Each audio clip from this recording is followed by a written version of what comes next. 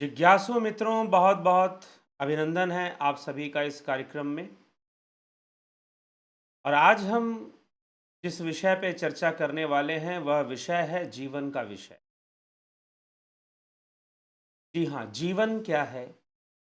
यह रहस्यमय जीवन जिसको मनुष्य जी रहा है। अनेक जीव हैं, जी रहे हैं और सभी सुखी होना चाहते हैं। कौन सा ऐसा जीव है जो सुखी नहीं होना चाहता? अब हम इस वीडियो में देखें कि किस प्रकार एक बतख का परिवार जल के अंदर एक जोड़ा है। निश्चय ही वह पति पत्नी होंगे और उनके बच्चे हैं। 4 बच्चे हैं जो साथ साथ पानी में तैर रहे हैं। और ये बतख का जोड़ा है जो किसी झील में या किसी तालाब में तैरते हुए आगे बढ़ रहा है। जल की धारा के विरुद्ध आगे बढ़ रहा है। अब इनका यह परिवार है, इनका यह जीवन है। अब ये चाहते हैं कि जीवन में सुखी हो, परिवार सुखी हो। कौन नहीं चाहता? मनुष्य भी यही चाहता है। जीवन सुखी हो, परिवार सुखी हो, वो अपने बच्चों को पाल लें और बड़ा कर दें, सफल बना दें। बच्चे अच्छी ज़िंदगी जिएँ, उन्हें कोई बीमारी ना हो, उन्हें कोई रोग ना हो। ऐसी इच्छा ये भी माता-पिता हैं, तो ये भी अपने बच्चों के प्रति ऐसी इच्छा रखते होंगे। मनुष्य भी रखता है। मनुष्य भी ऐसी इच्छा रखता है और ये माता-पिता भी निश्चय ही ऐसी इच्छा रखते होंगे कि उनके बच्चे अच्छे से ग्रोन अप हो जाएँ, अच्छे से बड़े हो जाएँ, उनकी परवरिश अच्छी हो जाए। बाकी जो बतख हैं या उनका परिवार, उनसे बेहतर उनका परिवार हो। कंपैरिज़न भी करते हैं लोग। तो यह एक सोच है, यह एक प्रकृति हमें एक सोच देती है। अब यही है कि यह जो सोच इनके जीवन में आई है। अब ये 2 बतख का एक जोड़ा और उसका पूरा परिवार एक साथ अपना जीवन व्यतीत कर रहा है, अच्छे से जीवन व्यतीत कर रहा है। लेकिन अब ये जो जीवन व्यतीत करने का जो तरीका है, पानी में वो तैरना जानते हैं, पंख भी है तो थोड़ा बहुत उड़ते भी हैं। ज़्यादा तो नहीं उड़ते ये पक्षी, लेकिन थोड़े बहुत उड़ते हैं। बात यहाँ पर ये नहीं है कि इनका शरीर अलग है, मनुष्य का शरीर अलग है, लेकिन कर्म एक जैसे हैं। एक पक्षी घोंसला बनाती है, अपने बच्चों को पालती है, दूर जाती है और मुख में भोजन भर के लाती है, अपने बच्चों के मुख में डालती है। वो भी अपने बच्चों का पालन पोषण कर रही है। ये बतख का परिवार भी अपने बच्चों का पालन पोषण कर रहा है। आप ध्यान से देखें तो ये बतख का परिवार भी अपने बच्चों का पालन पोषण कर रहा है। अपने घेरे में रखा हुआ है, उन्हें सुरक्षा भी प्रदान कर रहा है। तो अब यह जो प्रवृत्ति पैदा हो रही है, यह कैसे पैदा हो रही है? मनुष्य में भी हो रही है, पक्षियों में भी हो रही है, पशु पक्षियों में भी हो रही है। हाँ, कुछ जीव ऐसे होते हैं। अब मछली ऑक्टोपस के बारे में कहते हैं। ऑक्टोपस एक ऐसा जीव है जो मादा ऑक्टोपस होती है। जब वो अपने बच्चों को देती है, अंडों को जन्म देती है, उसके अंडे होते हैं और वो अंडों की सुरक्षा करती है। और वो सुरक्षा करने में खाना पीना भी भूल जाती है। खाना पीना भी भूल जाती है और कहते हैं कि जब तक वो अंडों में से उसके बच्चे बाहर निकलते हैं, अंडे सैकड़ों की संख्या में होते हैं, 1-2 अंडे नहीं होते। उन सभी अंडों को सुरक्षा प्रदान करती है एक ऑक्टोपस मादा। लेकिन जब निकलते हैं बाहर, तब तक वो मादा जो है, भोजन नहीं करने के कारण, क्योंकि कुछ खाती नहीं है, अपने बच्चों की रक्षा में कहीं इधर-उधर जाती नहीं है, कुछ भोजन नहीं मिलता है उसे और खाती नहीं है, तो फिर उसकी मृत्यु हो जाती है। और बच्चे मरने के बाद, अर्थात वो जो बच्चे जब बड़े होते हैं तो अपने माँ को नहीं देख पाते, उसके साथ नहीं रह पाते, नहीं खेल पाते। बच्चे धीरे-धीरे अपना बड़े होते हैं, तो उन बच्चों को जन्म देने के लिए वो अपने प्राणों का त्याग भी कर देती है। ऐसा नहीं कि मनुष्य ही अपने बच्चों के लिए बहुत कुछ करता है, जानवर भी अपने बच्चों के लिए बहुत कुछ करते हैं। ये बहुत पुरानी धारणा हो गई और बहुत ही गलत धारणा थी कि पहले के लोग लिखा जाता था किताबों में कि human being is a social animal. अर्थात पशुओं में सामाजिकता नहीं होती। जी नहीं, यह बिल्कुल गलत बात है और यह प्रमाणित हो चुका है, प्रूव हो चुका है कि जो जानवर होते हैं वो भी सामाजिक प्राणी होते हैं, वो भी अपना परिवार बनाते हैं, वो भी अपना समाज बनाते हैं। अगर वो अपना समाज नहीं बनाते तो हम ये नहीं कहते कि अपनी गली में तो कुत्ता भी शेर होता है। क्योंकि हर गली के कुत्ते आप देखें अलग-अलग होते हैं, और कोई दूसरी गली का कुत्ता किसी के गली में घुस जाए तो वो उसको छोड़ते नहीं हैं, उसके साथ झगड़ा करते हैं, मारपीट करते हैं, नोचते हैं, खसोटते हैं, दूसरे कुत्ते मिलकर, अगर कोई नया कुत्ता उनके गली में आ जाए तो। तो वो भी अपनी पार्टी बना के रखते हैं, जैसे पॉलिटिकल पार्टी वाले लोग कैसे होते हैं कि भाई दूसरी पार्टी के लोगों को नीचा दिखाओ, बदनाम करो। तो ये जो चीज़ें हैं, ये ग्रुपिंग जो है उनमें भी चलती है, डॉग्स में भी चलती है, बंदरों में भी पाई जाती है। पॉलिटिक्स बंदरों में, आप कहोगे politics is the human nature, no, politics is not the human nature. राजनीति जो है वो पूरी तरह से जानवरों में पाई जाती है। बंदर तो पूरी तरह से अपना सरदार चुनते हैं। हाँ, कंपटीशन होती है, सबको कंपटीशन देना पड़ता है, और जो कंपटीशन में पास होता है वो राजा, उनका सरदार बनता है, और वो आगे आगे चलता है, लीड करता है। उसके साथ जो बंदरियां हैं वो उसी का साथ देती हैं। ऐसी बातें देखी गई है बंदरों के अंदर, और दूसरे जानवरों में भी देखी गई है। तो मनुष्य जो भी कुछ कर रहा है, अब ये सब देखिए, ये सब जो कुछ भी आ रहा है, चाहे आप राजनीति कर रहे हैं, चाहे आप पार्टी बना रहे हैं, चाहे आप परिवार का पालन पोषण कर रहे हैं, ये सब कहाँ से आ रहा है? ये सब इन सब की विवशता कहाँ से आ रही है? इन सब के लिए आपको विवश कौन कर रहा है? आपको लगता है कि मेरी इच्छा है, मेरे मन में कामना है, आपको लगता है कि आपको विवाह करने के लिए कोई सुंदर लड़की चाहिए, या किसी लड़की को लगता है कि विवाह करने के लिए कोई सुंदर पुरुष, कोई लड़का, और जो है कोई पैसे कमाने वाला अच्छा लड़का चाहिए, तो चारों तरफ से गुणवान कोई वर चाहिए, तो वो अपनी लड़की का विवाह उससे करेंगे। या लड़के को लड़की सुंदर चाहिए, गुणवान चाहिए, पढ़ी लिखी चाहिए। तो ये सब जितनी भी रिक्वायरमेंट्स है, ये रिक्वायरमेंट्स आपको कौन देता है?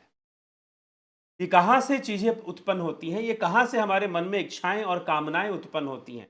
और ये जीवन चलता है इन्हीं कामनाओं और इच्छाओं के दम पर। अब आप इसमें कुछ बड़ी-बड़ी चीज़ें जोड़ दो, अब आप कितनी समझ के साथ कोई बड़ी बात करते हो, वो उस पर निर्भर करता है कि आपने कितना अनुसंधान किया है, कितने इस प्रकृति के रहस्य को, जीवन के रहस्य को समझने में आपने कितना प्रयास किया है। कितनी चीज़ों को, कितनी परतों को आपने हटाया है और देखा है। ऊर्जा के सिद्धांतों को आपने किस हद तक समझा है कि एनर्जीज कैसे वर्क कर रही हैं संसार के अंदर। तो प्रकृति है, प्रकृति आपसे सब करवाती है, प्रकृति आपके अंदर मोह उत्पन्न करती है, प्रकृति आपसे समाज का निर्माण करती है, प्रकृति करवाती है, प्रकृति आपसे पार्टी का निर्माण भी करवा देती है। इसीलिए यह जो भी भावनाएं उत्पन्न होती हैं, अब एक और नकारात्मक भावनाएं भी हैं। कहते हैं नागिन जो होती है, नागिन क्या करती है कि नागिन, अब एक तरफ मैंने ऑक्टोपस की बात बताई कि मादा ऑक्टोपस जो होती है, फीमेल ऑक्टोपस, वो अपने अंडों की सुरक्षा के लिए अपनी जान तक दे देती है। लेकिन नागिन के बारे में कहते हैं कि नागिन जब अंडे देती है तो उसको बहुत तेज भूख लगती है। एक साथ अंडे, कई अंडे देती है वो नागिन, एक साथ कई अंडे देती है, और उसे बहुत तेज भूख लगती है। और जब उसे बहुत तेज भूख लगती है, पहले तो वो अंडों की रक्षा करती है, लेकिन रक्षा करते करते वो भी नहीं चाहती कि उसके अंडे खत्म हो, लेकिन उसे भूख लगती है, और भूख के कारण वो अपने ही अंडों को खाती है। सोच सकते हैं, अपने बच्चों को ही खाती है वो, और अपने ही बच्चों को जब खाती है, लेकिन बच्चों को खाते समय कुछ जो बच्चे होते हैं, कुछ सपोले होते हैं जो अंडे से निकलते हैं, वो अपने भागने का रास्ता बना लेते हैं, और जो अपने भागने का रास्ता बना लेते हैं वही बाद में नाग बनते हैं। अब इसको तो संतों ने खैर आध्यात्मिकता से जोड़कर भी देखा कि ये शेष नाग हैं। शेष नाग, यहां पर नागिन को माया रूपी नागिन माना गया है। माया रूपी नागिन अपने ही संतानों को खाती है। अपने ही संतान कौन, जो माया के वश में रहने वाले जो जीव हैं, उनका भक्षण ये माया रूपी नागिन करती है। लेकिन जो योगी हैं, जो भक्त हैं, वो इस नागिन के अपने जिससे, क्योंकि सारे जीवों की उत्पत्ति माया से हो रही है, जितने भी बच्चों का जन्म, अब ये बतख का परिवार है जो आप देख रहे हैं, अब इन बतख का परिवार भी उसी मैथुन क्रिया से ही पैदा होते हैं जैसे कि मनुष्य के बच्चे जन्म लेते हैं। इसलिए आहार निद्रा भय मैथुन जो है, ये सभी जीवों में, पेड़ पौधों में भी पाया जाता है, प्लांट्स में भी पाया जाता है। आहार निद्रा भय मैथुन, भोजन वो भी करते हैं, सोते वो भी हैं, भयभीत भी होते हैं, और साथ में प्रजनन भी करते हैं। तो प्रजनन की क्रिया पेड़ पौधों और सभी जीवों में समान रूप से, इसलिए इन चार वृत्तियों को महत्वपूर्ण माना गया है, और इन चार वृत्तियों के बंधन में रहने के कारण, आहार निद्रा भय मैथुन के बंधन में रहने के कारण ही पशु कहलाता है, जीव को पशु भी कहा गया है। जीव का पर्यायवाची है पशु, जो बंधन में है, जो पाश से बंधा हुआ है वो पशु है, जो बंधन मुक्त है वो पशु नहीं है। तो इस तरह से आहार निद्रा भय मैथुन में संपूर्ण जीव जगत बंधन में है। तो ये जीव भी हैं, पेड़ पौधे भी हैं। तो अब माया जो है वो नागिन क्यों कहा गया? कई संतों की वाणी में माया को नागिन भी कहा गया है, मीराबाई की वाणी में, कबीरदास की वाणी में। तो नागिन जो कहा गया, ये नागिन माया को नागिन कहा गया, तो इसलिए कहा गया क्योंकि यह अपने ही संतानों को भक्षण करती है। अर्थात यह जो माया है, जिन संतानों को जन्म, क्योंकि माया के वशीभूत ही सारी चीजें हो रही हैं। ये संसार भी चल रहा है तो माया के वशीभूत ही चल रहा है। यह मोह ममता और सारी चीजें माया, कोई दया माया माया सब। ठाकुर रामकृष्ण परमहंस ने कहा कि एक तो माया बंधन है, एक ये दया भी बंधन है। दया कौन? दया कोई स्त्री का नाम नहीं है, बल्कि दया, जब वो रामकृष्ण परमहंस एक बार ईश्वरचंद्र विद्यासागर से मिले वेस्ट बंगाल में, ईश्वरचंद्र विद्यासागर से मिले, तो वो उन्होंने बस दया करने की बात की कि लोगों पर दया करो, लोगों को दान करो, उनकी सहायता करो, बस यही है। आत्मज्ञान की ओर बढ़ने की कोई आवश्यकता नहीं है, आत्मज्ञान को जानने की कोई आवश्यकता नहीं। ये अलग बात है कि ईश्वरचंद्र विद्यासागर बाद में वो जो है आत्मज्ञानी और अध्यात्म के मार्ग पर चलते हैं, और उनकी एक बहुत अच्छी पुस्तक कर्मयोग नाम से आती है, जो कि स्वामी राम तीर्थ की जीवनी है। बायोग्राफी को उन्होंने लिखा था, स्वामी राम तीर्थ के, ईश्वरचंद्र विद्यासागर ने लिखा था। तो यह जो विषय है, उस समय वो नहीं जानते थे, तो इसलिए दया दया ज्यादा कर रहे थे। तो ठाकुर ने उनको कहा कि एक तो माया भी फंसाती है, आज पता चला कि दया भी फंसाती है, कि अर्थात दूसरों पर दया करने की अत्यधिक प्रवृत्ति जो है, व्यक्ति कई बार दया करना चाहिए, अनासक्ति भाव से करना चाहिए, लेकिन मैं दया ही कर दूंगा सबके ऊपर, तो प्रकृति का हिसाब किताब तुम बदल दोगे, ऐसा तो होने वाला नहीं है। इसीलिए प्रकृति का एक प्रवाह है। जो योगी होते हैं वो इतने शांत और निश्चल और स्थिर क्यों हो जाते हैं? क्योंकि वो प्रकृति के प्रवाह को दृष्टा भाव से देखते हैं। प्रकृति के प्रवाह को दृष्टा भाव से देखते हैं कि प्रकृति आपके अंदर मोह पैदा कर रही है, ममता पैदा कर रही है, आपका परिवार बस रहा है, आप मोह में पड़ रहे हैं, आप आहार निद्रा भय मैथुन में लग रहे हैं। अब आपको अपने बच्चे पढ़ाने हैं, लिखाने, सब कोई अपने बच्चे पढ़ाता लिखाता है, ऐसी बात नहीं है। पक्षी भी होते हैं ना, अपने बच्चों को लिखाते। पक्षियों को देखो, कितने ऐसे ऐसे पक्षी हैं, घोंसले को एक एक तिनकों से वो घोंसले को बुनते हैं। प्रोपर इंजीनियरिंग वो करते हैं। एक से एक पक्षी हैं और वो एक से एक घोंसला बनाना जानते हैं। अद्भुत अद्भुत घोंसले वो बना सकते हैं, वो जो शायद मनुष्य अपने हाथ से नहीं बना सकता। मनुष्य अपना दिमाग लगाकर भी इतना धैर्य मनुष्य के अंदर नहीं है कि वो उस तरह का घोंसलों का निर्माण कर ले जैसा कि पक्षी कर लेते हैं। आप डिस्कवरी और ऐसे कई चैनल या फोटोज देखेंगे, आपको खूब मिलेंगे, और आपने देखा भी होगा। मैं आपको फोटोज दिखाऊं जरूरी नहीं है।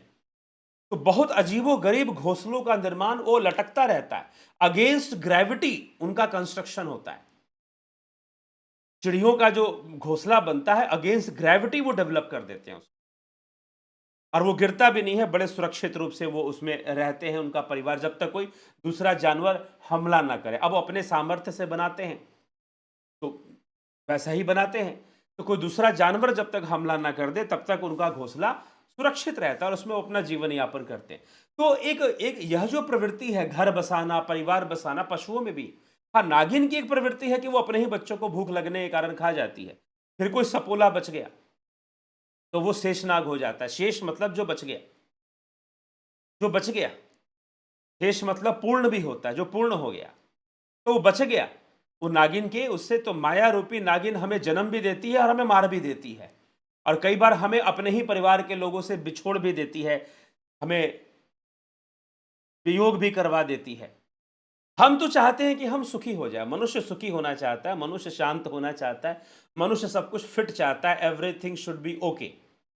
और उसके लिए वो यथासंभव सारे प्रयास करता ही रहता है, यथासंभव जितने प्रयास कर सके उतने प्रयास वो करता ही रहता है। तो मनुष्य चाहता है कि सब कुछ बेहतर हो, सब कुछ बढ़िया हो, सब कुछ सुखी हो, सब कुछ शांत हो, लेकिन दुर्भाग्यपूर्ण यह है कि वो हो नहीं पाता। इसके लिए वो बहुत कुछ करता है, नौकरी, चाकरी, मेहनत, पैसे कमाना, बाबाओं के पास जाना, कोई चमत्कार हो जाएगा, कोई पर्चा पढ़ के चमत्कार कर देगा, तो जीवन पूरी तरह से सुखी हो जाएगा, जीवन पूरी तरह से शांत हो जाएगा। तो इस तरह के बहुत सारे काम मनुष्य करता है कि भाई उसका जीवन सुखी हो जाए, जीवन शांत हो जाए। तो लेकिन इस माया के अंदर जो 3 गुणों का खेल है और जो इसकी अनित्यता है, संसार अनित्य है, रिश्ते नाते भी इसमें अनित्य ही हैं। और यह जो अनित्यता है यह बनी रहती है और इस अनित्यता में मनुष्य भटकता रहता है, मनुष्य खोता रहता है। तो यह जो अनित्यता जो आती है, इस अनित्यता के कारण ही जीवन में फिर हमें दुख मिलना शुरू होता है और अनित्यता प्रकृति का सिद्धांत है। यह प्रकृति का नियम है, प्रकृति का सिद्धांत है, प्रकृति का नियम है। तो इस अनित्य संसार में हम लोग रहते हैं और यह अनित्यता हमें दुखी करती रहती है। तो इसलिए फिर दुख भी आते हैं। अब यही परिवार है जो कि एक साथ पानी में तैर रहा है, एक साथ पानी में रह रहा है, जल में रह रहा है, बतखों का झुंड भी है और बतख का परिवार भी है। तो ये सब एक साथ रहते हैं, लेकिन इन सब की स्थिति भले ही जैसी हो, संसार में, प्रकृति में जो परिवर्तनशीलता का सिद्धांत है वो सब कुछ बदल देता है। इन सब में परिवर्तन होता रहता है। तो संसार के हर रिश्ते, नाते, समाज, गांव, राष्ट्र, इन सबकी परिस्थितियों में देश काल नित्य परिवर्तनशील है। देश काल अर्थात space and time is ever changing and this world is ever changing, every sensory experience is ever changing. जो भी इंद्रिय अनुभूति है उसमें बदलाव आता रहता है। हम उस बदलाव को स्वीकार करते हैं कि नहीं, हम उस बदलाव को समझते हैं कि नहीं। तो अब मनुष्य, इस संसार, मनुष्य का सबसे बड़ा संघर्ष ये है कि वो इस नित्य परिवर्तनशील संसार में सुखी होना चाहता है। दुखी कोई नहीं होना चाहता। इस नित्य परिवर्तनशील संसार में वो सुखी होना चाहता है, दुखी तो कोई होना चाहता ही नहीं है। तो नित्य परिवर्तनशील संसार में अब वो सुखी कैसे हो? यह जो नित्य परिवर्तनशील संसार है उसमें परिवर्तन तो आएंगे, उसमें बहुत सारी ऐसी चीजें होंगी जो हम चाहते हैं, जो हमें हमें अच्छा लगता है, जो हम करना चाहते हैं। बहुत सारे ऐसी घटनाएं घटती हैं, बहुत सारे ऐसे कार्य होते हैं हमारे जीवन में, जो हम चाहते हैं वो वैसे ही होते हैं। लेकिन फिर ऐसे कार्य भी बहुत सारे हो जाते हैं जो हम नहीं चाहते हैं, वो भी हो जाता है। जो हम नहीं चाहते हैं वो भी हो जाता है। तो जो कार्य हम नहीं चाहते हैं वो भी हो जाता है। तो वो क्यों हो जाता है? वो भी परिवर्तनशीलता के कारण ही होता है। वो भी एवर चेंजिंग, नित्य परिवर्तनशीलता जो है, हमेशा बदलने की जो संसार की प्रवृत्ति है, विश्व की प्रवृत्ति है, उसके कारण ऐसी भी घटनाएं घटती हैं जो हम नहीं चाहते हैं और फिर ऐसी भी घटनाएं घटती हैं जो हम चाहते हैं। लेकिन अब इसके बीच में सुख दुख का संघर्ष चलता रहता है। हम कभी सुखी होते हैं, हम कभी दुखी होते हैं, कभी नुकसान हो जाता है। क्योंकि अब इन सभी विषयों में, संसार में जो हमारा परिवार बना, संसार में जो हमारे रिश्ते नाते बने, उनमें जो आसक्ति है वो हमें दुख भी देते हैं और वो क्षण भर के लिए सुख भी देते हैं। अब यहाँ पर तो ना सुख स्थिर है और ना ही दुख स्थिर है। स्थिरता तो दोनों में ही नहीं है। ना तो सुख स्थिर है और ना ही दुख स्थिर है। लोग कहते हैं कि कुछ लोग मोटिवेशनल स्पीकर अक्सर ऐसा कहा करते हैं कि निराश मत हो, हर अंधेरा, हर अंधेरे की सुबह होती है, हर रात की सुबह होती है और सूरज तुम्हारे जीवन में भी उगेगा, सूरज तुम्हारे जीवन में भी उदित होगा, उसका भी उदय होगा। बस ये रात्रि का समय है, शांत रहो, देखना तुम्हें भी सफलता मिलेगी, तुम्हारे जीवन का भी सूरज उदय होगा। लेकिन वो ये कभी नहीं कहते कि जो सुबह जो सूरज निकला है वो शाम को फिर से अस्त होगा। तुम अहंकार मत करना। जब दोनों बातें जब एक बात समझाई जाती है तो वो मोटिवेशनल स्पीकर का काम है, लेकिन जब दोनों बातें समझाई जाती हैं तो ये आध्यात्मिक स्पीकर का काम है। या आध्यात्मिक या जीवन गुरु जो जीवन का पाठ हमें पढ़ाते हैं, जो जीवन को सही से जीना हमें सिखाते हैं, तो वो दोनों पक्षों को सिखा देते हैं। वो दोनों सत्य को लाते हैं कि भाई निराश मत होना, क्योंकि सूर्योदय तो होगा, सवेरा तुम्हारे जीवन में भी आएगा, लेकिन सवेरा आए तो अहंकार भी मत करना, क्योंकि सूर्यास्त भी होगा, सांझ भी होगी, संध्या भी होगी, शाम भी होगी। जो दिन निकला है उसकी शाम भी होगी, एक दिन सूरज डूबेगा भी, तो तुम अहंकार भी मत करना किसी बात का।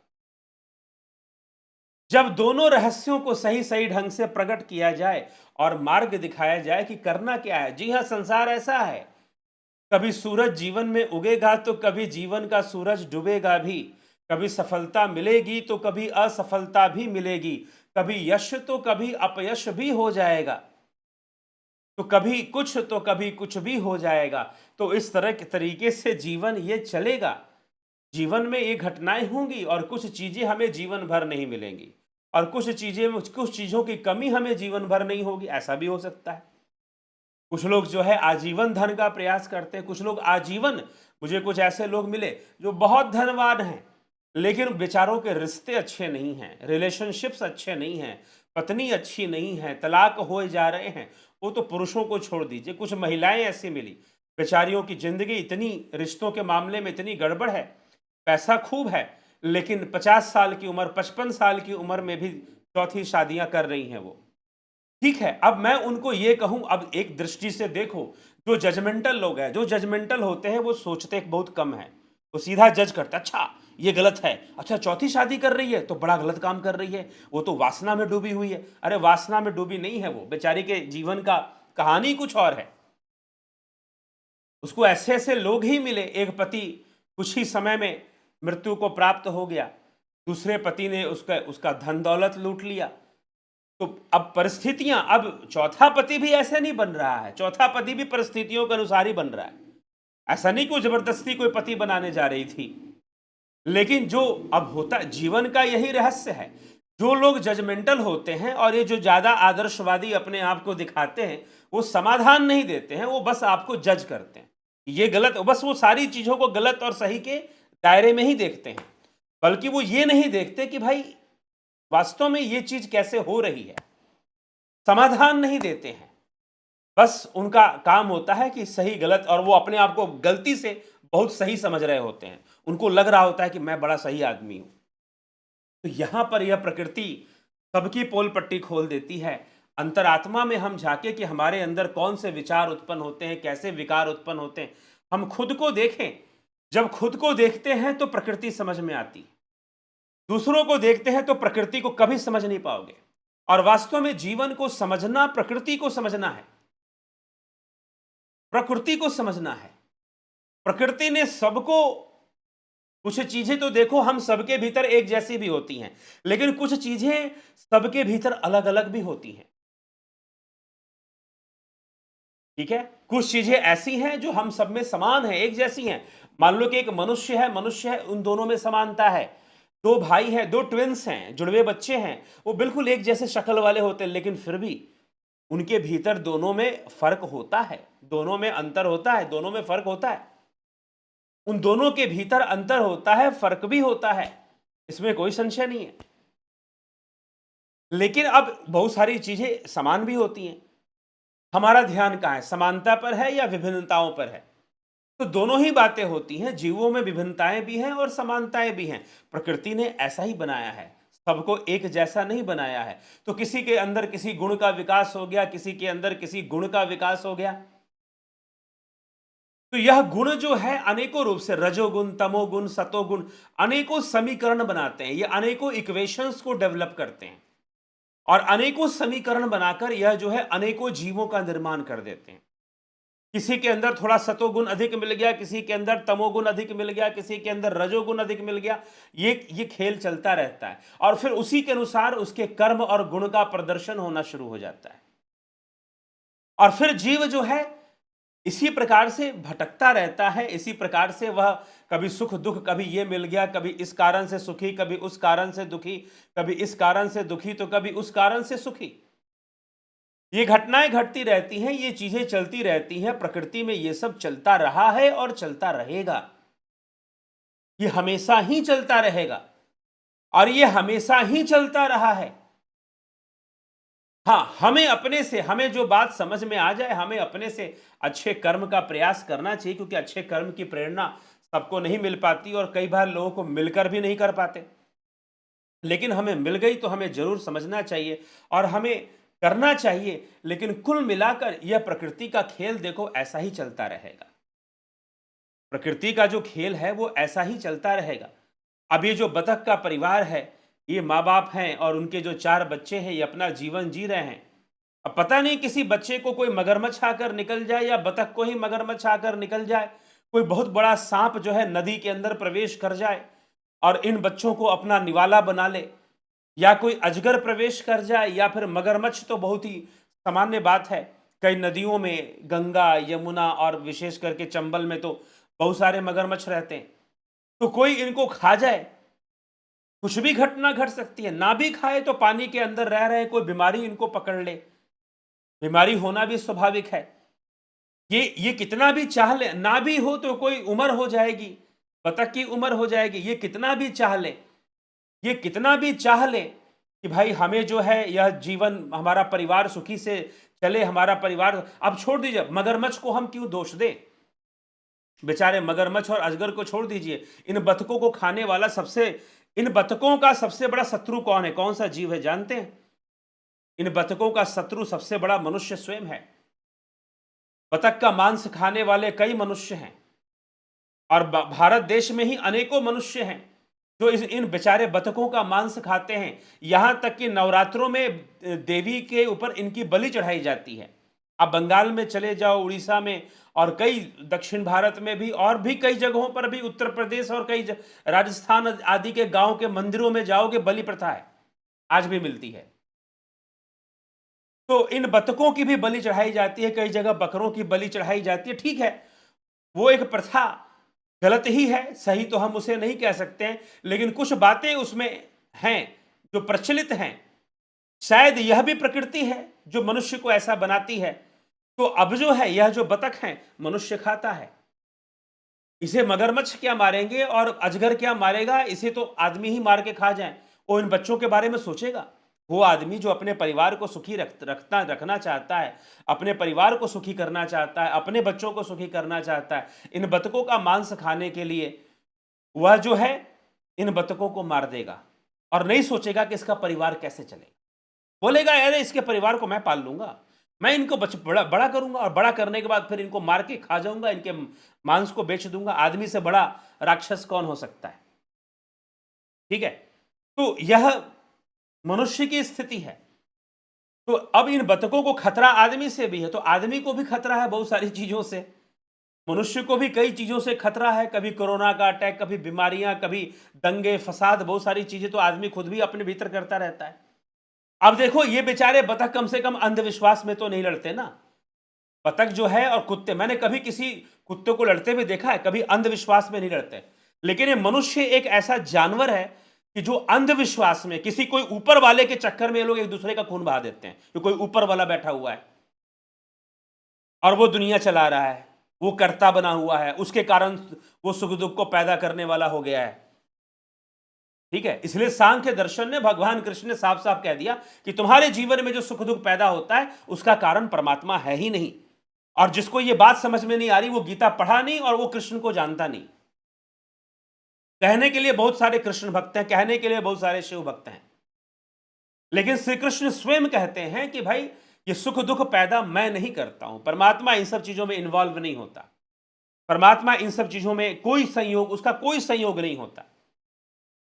इसलिए पंचम अध्याय श्रीमद् भगवद गीता के 13वें 14वें श्लोक में भगवान ने इसी बात को स्पष्ट किया है कि हे अर्जुन, ना तो कर्तापन, ना ही कर्म और ना ही कर्म का फल, इन तीनों में प्रभु का, परमात्मा का कोई संयोग नहीं होता। प्रकृति सब कर रही है, लेकिन अब यह प्रश्न उठता है कि इसीलिए तो बहुत सारे लोग हैं जिनका विश्वास टूटता है, क्योंकि वो परमात्मा को कुछ और ही समझ के बैठ जाते हैं।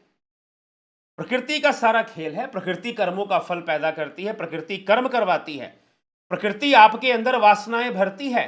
प्रकृति कहती है कि चल तू ये करके, तुझे राजनीति करनी है ना, इस पोस्ट पे जाना है, तुझे राजा है, तुझे एमपी बन जाना है, तुझे प्रधानमंत्री बन जाना है, तुझे दुनिया चलानी है। तो दुनिया को, सिकंदर को दुनिया जीतनी थी।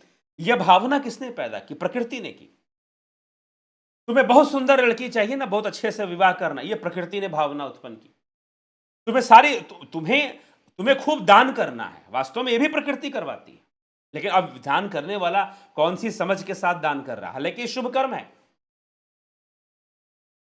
दया भाव है। तुम्हें अपने बच्चों को पढ़ाना लिखाना खूब बढ़िया बनाना, यह भी प्रकृति ही पैदा करती है।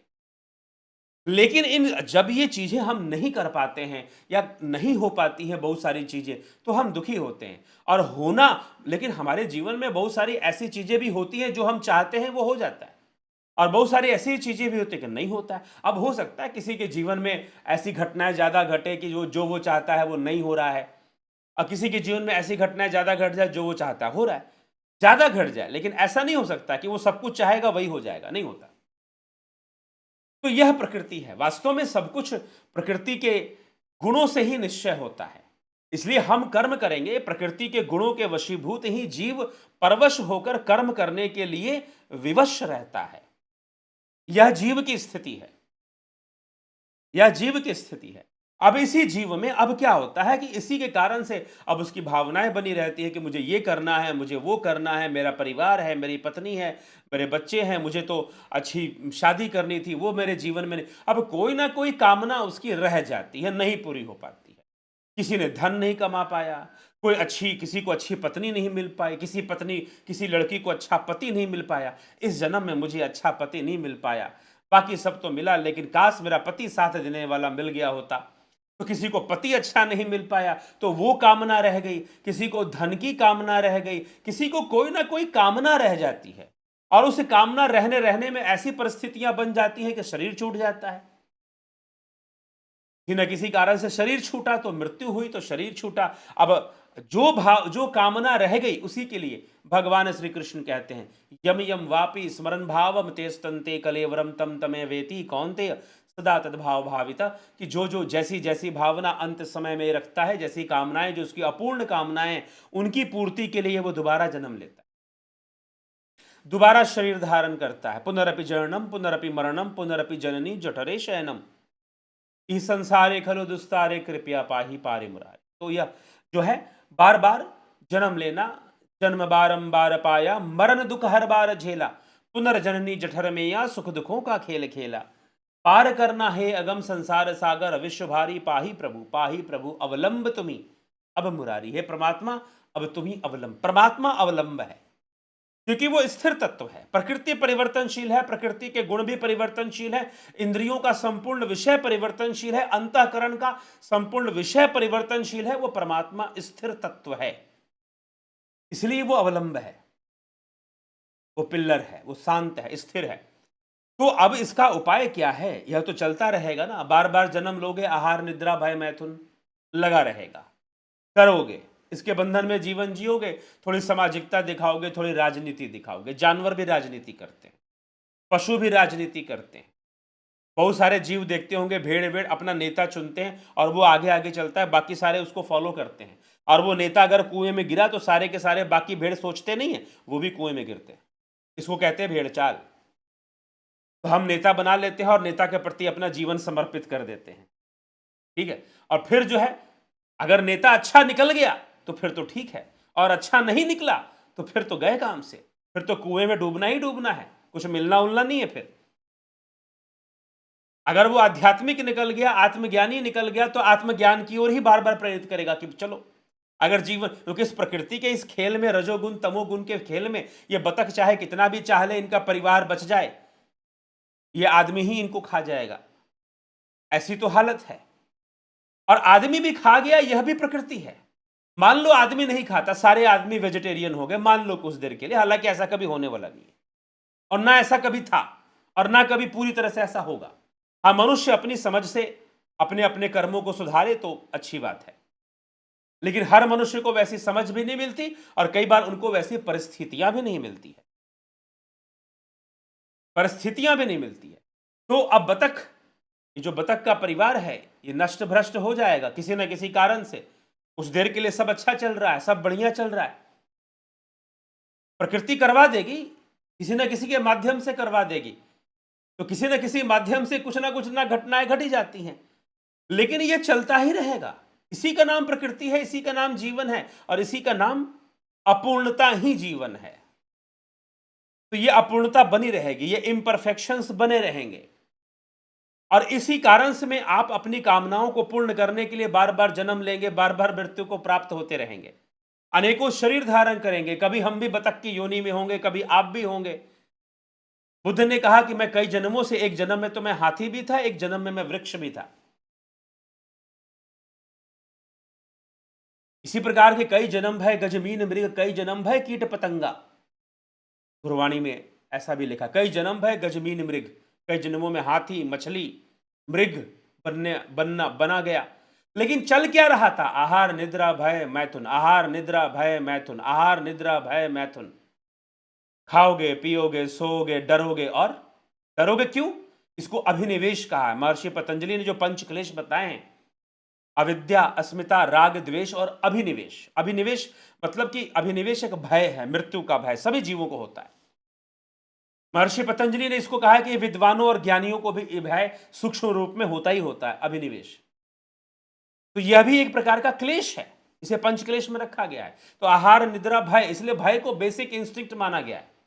ये बेसिक इंस्टिंक्ट है, ये पेड़ पौधों में भी है, तुम्हारे भीतर भी जब जब शरीर धारण करोगे ये रहेगा, ये रहेगा। तो अब आवश्यकता किस चीज की है कि तुम्हें मुक्ति कैसे मिलेगी? ये तो हर जन्म में रहेगा, बंधन रहेगा। आज एक व्यक्ति मान लीजिए इस जन्म में प्रयास कर रहा है कि एक उसका जन्म गरीब परिवार में हुआ, वो सोचता है कि मैं मेहनत कर लूं, मैं पढ़ाई लिखाई कर लूं, मैं आईएएस बन जाऊं, अपने परिवार की गरीबी दूर कर लूं, पैसे आ जाए, अच्छा हमारा लाइफ स्टाइल हो जाए, गाड़ी हो जाए, बंगला हो जाए, इज्जत की जिंदगी हो जाए, और बहुत सारी चीजें प्राप्त करने में वो अनेकों कर्म करेगा, कभी अच्छा भी करेगा तो कभी बुरा भी करेगा, और ये कर्मों की श्रृंखला बनी रहेगी, चलती रहेगी, आगे बढ़ता रहेगा, बढ़ता रहेगा। फिर उसने मान लो सब कुछ प्राप्त कर भी लिया, गरीबी दूर हो भी गई, लेकिन लगा क्या है? आहार निद्रा भय मैथुन और मान सम्मान। पांचवा और जोड़ लो, एक और वृत्ति होती है व्यक्ति के, मान की। इसलिए कबीर ने कहा कि माया तजे तो क्या तजे, मान तजा नहीं जाए। तो अब जो है एक और वृत्ति होती है मान कमाने की। तो ये सारी चीजों के पीछे, वो 5 चीजों के पीछे वो लगा हुआ है। अब दोबारा शरीर धारण करेगा तो क्या करेगा? आहार से कौन बचा? ठीक है, शरीर धारण किए हो तो भोजन की तो भूख तो लगेगी ही लगेगी। ठीक है, तो ये बंधन तो रहेगा ही रहेगा ना, ये बंधन तो कभी नहीं जाने वाला। जब जब शरीर धारण करोगे ये बंधन रहेगा। अब ये बात समझ में आ जाए कि एक साइकिल चल रहा है, हम उस साइकिल में गोल गोल घूमे जा रहे हैं। आहार निद्रा भय मैथुन पुनरपि जननम पुनरपि मरणम, में साइकिल चल रहा है, साइकिल चल रहा है। अब मनुष्य को मुक्ति चाहिए, अगर उसे मुक्ति चाहिए तो उसे इस स्थिर तत्व को जानना होगा। वो जो इस बंधन से परे है, वो जो इस बंधन में नहीं है, तो जो इस बंधन में नहीं है वो तुम्हारी आत्मा है, परमात्मा है। वो चैतन्य परमात्मा इस बंधन में नहीं है। वो उस बिजली की भांति है कि बिजली मशीन को चला रही है, लेकिन बिजली मशीन के बंधन में नहीं है। हमें हवा मिलती है, पंखे से हवा मिलती है या बिजली से? नहीं, पंखे से। बिजली तो फ्रिज में भी है, फ्रिज तो हवा नहीं दे रहा है ना। बिजली तो हीटर में भी है, हीटर तो हवा नहीं दे रहा है, लेकिन गर्मी दे रहा है। और फ्रिज ठंडा दे रहा है, एसी में से ठंडक हो जाती है। तो उसी प्रकार से वो चेतना सबके शरीर में है, चाहे बतख हो, चाहे मैं हूं, चाहे आप हो, चाहे मनुष्य हो, चाहे बतख हो, चाहे शेर हो, चाहे सांप हो, चेतना तो सबके भीतर है।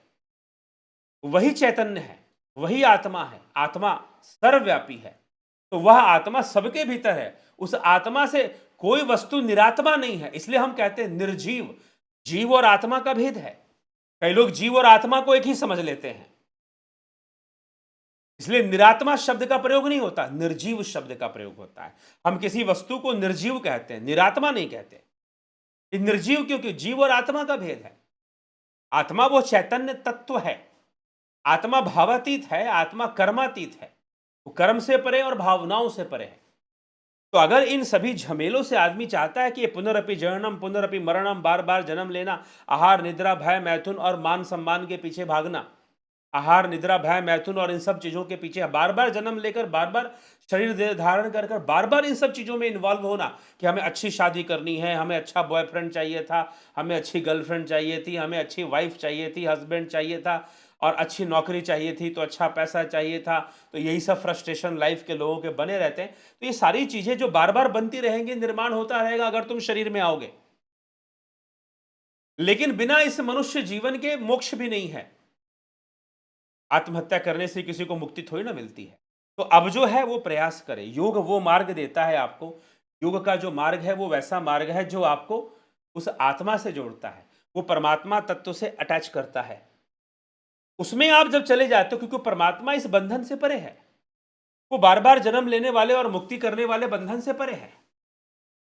ठीक है, इस बंधन से परे है। तो हमें जरूरत है कि हम उस परमात्मा तत्व में जाकर स्थित हो जाए, लीन हो जाए, ब्रह्मलीन हो जाए, ब्रह्म स्थित हो जाए, आत्म स्थित हो जाए।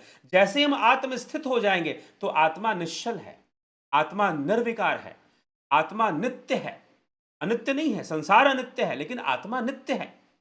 तो उस नित्य तत्व में जब इसलिए कृष्ण की गीता हमें आत्म स्थित होने की प्रेरणा देती है कि अगर तुम अपने दुखों का अंत करना चाहते हो तो तुम आत्म स्थित हो जाओ,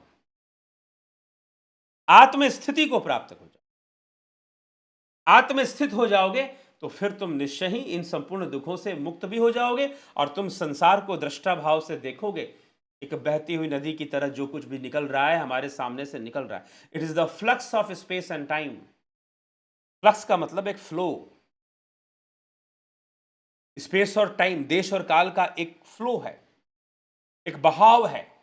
इसका समय का बहाव है और देश का बहाव। देश मतलब स्पेस, स्पेस का, स्थान और काल, इन दोनों का एक बहाव चल रहा है जिसमें हम संसार को देख रहे हैं और उसमें आसक्त होकर उसी में अपने अस्तित्व को देख लेते हैं। शरीर से ही अपना अस्तित्व मान लेते हैं और उसी में हम आसक्त होकर अनेकों प्रकार के दुख प्राप्त होते हैं और पुनरपि जन्म पुनरपि मरणम का खेल लगा ही रहता है। इसलिए उस आत्म तत्व में स्थित होने की आवश्यकता है, उसको जानने की आवश्यकता है। ठीक है, तो इसीलिए ये कोर्सेस जो हमारे जो कोर्सेस चलते हैं, ये कोर्सेस है, देखिए ध्यान योग का कोर्स है 1 महीने से।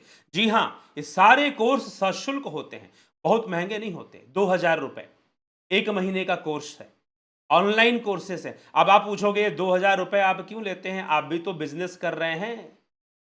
सही समझा आपने, सही पकड़ लिया आपने। आप भी तो बिजनेस कर रहे हैं, ये पूरा संसार बिजनेस नहीं चल रहा है महानुभाव। कर्मों का लेन देन ही है। आपके जीवन में जितने भी सुख दुख आ रहे हैं सब कर्मों के लेन देन से ही आ रहे हैं। इस प्रकृति का वास्तविक रूप ही व्यापार है।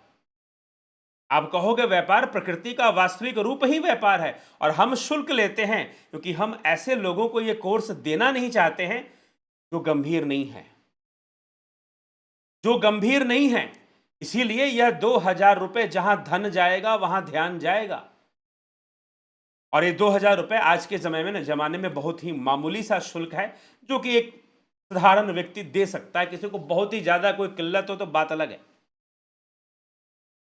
तो इसीलिए यह रखा गया है, ये फीस, ये दक्षिणा है इसकी। और यह तो 2000 रुपए है। और अगर आप इतिहास पढ़ोगे आध्यात्मिक ज्ञान के लिए गुरुओं ने क्या क्या लिया अपने शिष्यों से, तो वो जो लिया, मांग के लिया, और जो लिया उसमें बहुत सारी चीजें। किसी ने पूरी महल रखवा लिया, किसी ने तो सिर भी मांग लिया कि अपना सिर दे। किसी ने गौ चराने के लिए भेज दिया कि जाओ ये करके दिखाओ, वो करके दिखाओ। तो जब हमारे अंदर, जब हम तब तक ज्ञान का लाभ नहीं उठा पाते जब तक हम कुछ दान की प्रवृत्ति, खोने की कोई प्रवृत्ति नहीं रखते। तो इसीलिए जब हम यह जो भी शुल्क है ये इसीलिए है कि लेने वाले लोग गंभीरता से इसको ग्रहण करें। और ये 1 महीने का कोर्स है, 2-4 दिन का नहीं है। ये टेस्ट वाला नहीं, चलो भाई टेस्ट करके देख लेते, नहीं। यह आत्म स्थित होने की प्रक्रिया है, यह आत्म स्थिति को प्राप्त करने की प्रक्रिया है, ध्यान योग। ठीक है, तो इसीलिए इसको इलॉजिकल, जजमेंटल नेचर होता है ना कुछ लोगों का, जजमेंटल नेचर, वो बस सही गलत के तराजू में ही हर चीज को देखते हैं। उनको समाज का समाधान नहीं चाहिए, उनको किसी प्रकार का समाधान या सॉल्यूशन नहीं चाहिए, उनको बस तराजू चाहिए। तो वो ना खुद सुखी रहते हैं ना दूसरों को सुखी होने देते हैं। तो ऐसे लोगों के ऐसी भावनाएं और ऐसी बातें वो करते हैं। तो यह जो ध्यान योग का कोर्स होता है, यह बिल्कुल जिज्ञासुओं के लिए, जिनको लगता है कि हाँ, मुझे कोर्स करना है और मुझे भी आत्मस्थित होना है, मुझे भी आत्मस्थिति को प्राप्त होना है, वही ये कोर्स ज्वाइन करें। जिनको ये गंभीरता जिनके अंदर आ चुकी है, जिनके अंदर ऐसी इच्छा उत्पन्न हो चुकी है, उनके लिए यह दक्षिणा भी कुछ भी नहीं है। तो 2000 रुपए इसके शुल्क होते हैं और इसमें 2 तरह के मेंबरशिप होते हैं, सन एवं जुपिटर। इसमें कि हीलिंग भी सिखाया जाता है। तो यह भी आप अगर करना चाहें तो जरूर ज्वाइन करें। इसके साथ प्राकृतिक चिकित्सा का कोर्स साथ में क्यों दिया जाता है? प्राकृतिक चिकित्सा का कोर्स इसलिए दिया जाता है ताकि, क्योंकि ध्यान करने में शरीर का नियमन भी जरूरी है। और प्राकृतिक चिकित्सा क्या है? ओनली इन नेचुरोपैथी, यहां देखिए क्या लिखा हुआ है, only in naturopathy patients becomes doctor. ये ऐसी क्रियाएं हैं, ऐसी चमत्कारी क्रियाएं हैं प्राकृतिक चिकित्सा में, ऐसी चीजें हैं जो आप अपने शरीर पर लागू स्वयं कर सकते हैं और अपने शरीर को बहुत ही अच्छी तरह से स्वस्थ रख सकते हैं प्राकृतिक चिकित्सा का सहायता लेकर। हाँ, गाइडलाइंस इसमें भी जरूरी होती हैं, लेकिन गाइडलाइंस आपको मिल गई तो आप अगर उसका आप सही से पालन करते हैं तो आप अपने शरीर से विजातीय द्रव्यों को बाहर निकालकर आप इसका लाभ उठा सकते हैं। यह कोर्स भी सशुल्क होता है। और फिर विश्व दर्शन का कोर्स मात्र 1100 रुपए में यह कोर्स होता है, जिसमें कि विश्व दर्शन, वर्ल्ड फिलॉसफी, वर्ल्ड की जो प्रोमिनेंट फिलॉसफीज हैं, कॉन्सेप्ट्स हैं, बड़े बड़े विचारक, सुकरात ने जीवन के बारे में क्या सोचा, सुकरात ने संसार के बारे में क्या सोचा, प्लेटो ने क्या सोचा संसार के बारे में, जीवन के बारे में, उनकी क्या कहानी थी, क्या फिलॉसफी थी, और मॉडर्न फिलोसोफर, और साथ में हमारा वैदिक दर्शन, सांख्य, योग, मीमांसा, वेदांत, न्याय, वैशेषिक, जैन, बौद्ध, चारवाक, इन लोगों ने जीवन के बारे में क्या क्या बातें समझाई हैं, क्या क्या बातें कही हैं, इनकी फिलॉसफीज क्या हैं, इन सबका संग्रह है ये कोर्स। बहुत सारे कॉन्सेप्ट्स क्लियर होते हैं इस कोर्स से। तो ये विश्व दर्शन का ये कोर्स है, आप इसका भी लाभ उठा सकते हैं। और इसके साथ स्वर योग का कोर्स भी दिया जाता है। स्वर योग का कोर्स होता है, इससे भी आप, स्वर तंत्र है ये, तो स्वर तंत्र कैसे काम करता है, श्वासों की प्रक्रिया, क्योंकि सारी चीजें देखिए, प्रकृति के सारे कार्य एक पैटर्न में होते हैं। सतोगुण, रजोगुण और तमोगुण के सारे पैटर्न डेवलप होते हैं। तो हमारे अंदर भी हमारी श्वासें चलती हैं, वो एक पैटर्न में चलती हैं। हमारे अंदर कभी रजोगुण का विकास होता है, हमारे अंदर कभी सतोगुण का विकास होता है, हमारे अंदर कभी तमोगुण का विकास होता है। तो जब भी तामसिकता का विकास होता है, तमोगुण के साथ हमारी बाईं नॉस्ट्रिल जुड़ी हुई है, बाईं नासिका और बायां स्वर, चंद्र स्वर जिसको बोलते हैं। रजोगुण के साथ दाहिना और सतोगुण के साथ सुषुम्ना नाड़ी जुड़ी हुई है। तो ये इनका पैटर्न चेंज होता रहता है। तो श्वासों को नियंत्रण करना, स्वरों को नियंत्रण करना और इसके माध्यम से अपने जीवन को, अपने लाइफ की स्टीयरिंग को अपने हाथ में ले आना और अपने आप को आत्मा की ओर ले जाना। क्योंकि ये कह देना बहुत आसान है कि आत्मा में स्थित हो जाओ, लेकिन आत्मा में स्थित होने का जब हम प्रयास करते हैं तो प्रकृति की शक्तियों से हमारा संघर्ष शुरू होता है, 3 गुणों से भी हमारा संघर्ष शुरू होता है। तो इन 3 गुणों के पैटर्न को और प्रकृति के पूरे पैटर्न को जब हम सही से समझते हैं कि उनके तत्वों की व्यवस्था कैसे है, कैसे कैसे विकास क्रम हुआ है, सांख्य दर्शन इसी विकास क्रम को समझाता है। इसीलिए सांख्य दर्शन को कॉस्मोलॉजिकल इवोल्यूशनरी थ्योरी कहते हैं। इवोल्यूशनरी, विकासवाद का सिद्धांत वहां पर पाया जाता है। इवोल्यूशन हुआ है, इवॉल्व होती हैं चीजें। अगर इवॉल्व ना होती तो कोई सिद्ध पुरुष नहीं बन पाता, कोई अपने आप को डेवलप नहीं कर पाता। इवोल्यूशन एग्जिस्ट करता है इवोल्यूशन। तो इसीलिए सांख्य दर्शन ने इसी विकासवादी सिद्धांत को माना है। तो उन्होंने तत्वों का पैटर्न दिया है कि तत्व कैसे बने हैं, कैसे एक जीव का निर्माण, जीव कैसे अस्तित्व में आ रहा है। तो कितने 25 तत्वों की व्याख्या वहां पर मिलती है। तो इस पैटर्न में चीजें आगे बढ़ती हैं, इस पैटर्न में चीजें चलती हैं। तो ये है, जब हम उसको समझते हैं तो ये जो स्वर योग है हमारे श्वासों के पैटर्न को समझता है।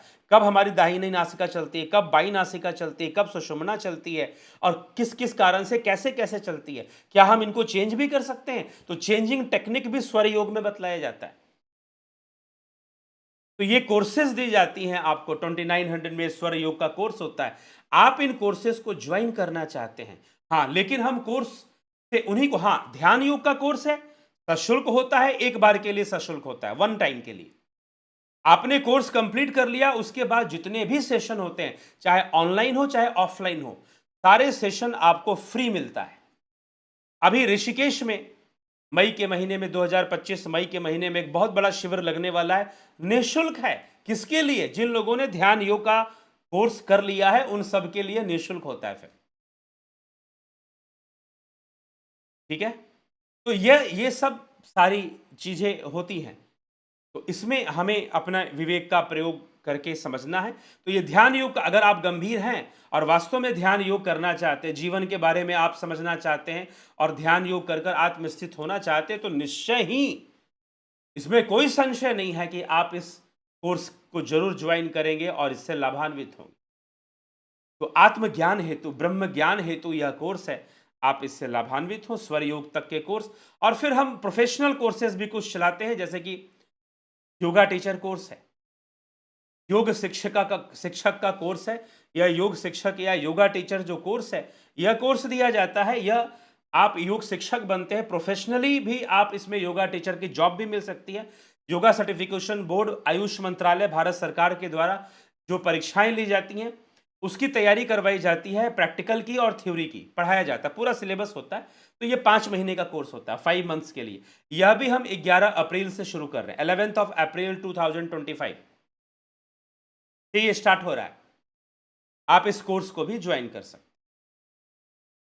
ठीक है, तो ये सारे कोर्सेज हैं जिससे कि आप बहुत अच्छे से लाभान्वित हो सकते हैं और अपने पूरे लाइफ को, यह जो पूरा प्रकृति का खेल है, हम इसको कैसे मैनेज करें और अपने जीवन को स्थिर करें, अपने जीवन को उस आत्म तत्व की ओर में ले जाएं, आत्म स्थित कर दें, तो कैसे संभव हो पाएगा?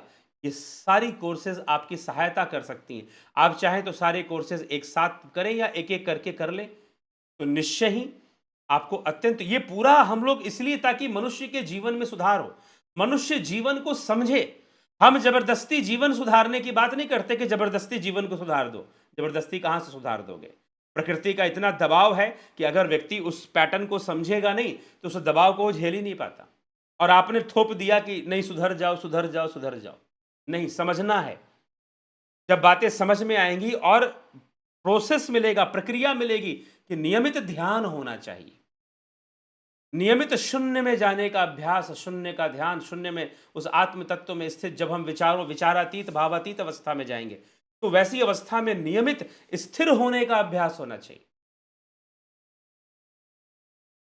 जब वो होगा तब जाकर परिणाम शुभ मिलेंगे और उसके लिए हमें ध्यान करना ही पड़ेगा, हमें पैटर्न्स को समझना ही पड़ेगा। तो हम जीवन में जो सुधार आएगा वो बड़ा ही प्राकृतिक सुधार होगा, वो जबरदस्ती का सुधार नहीं होगा, वो थोपने वाला सुधार नहीं होगा, वो अपने आप ही सुधार आएगा। अपने आप ही हम प्रकृति को समझेंगे और हम समझेंगे कि ये इस प्रकार से, ये इतना गलत, ये इतना सही, ऐसे सही, और हम कैसे, हमें अपने मन को कंट्रोल में रखना है, कैसे अपने वृत्तियों को नियंत्रण में लाना है, कैसे चित्त वृत्ति निरोध को सीखना है, ये सारी चीजें होनी शुरू हो जाएंगी। तो ये एक पूरी तरह से, ये जो कोर्सेज है लाइफ ट्रेनिंग है, यह पूरी तरह से लाइफ ट्रेनिंग है। तो यह आपको सीखनी है, यह जीवन जीने का, ये एक ट्रेनिंग है। ये सारे कोर्सेस हमें एक जीवन को जीने की एक ट्रेनिंग देते हैं।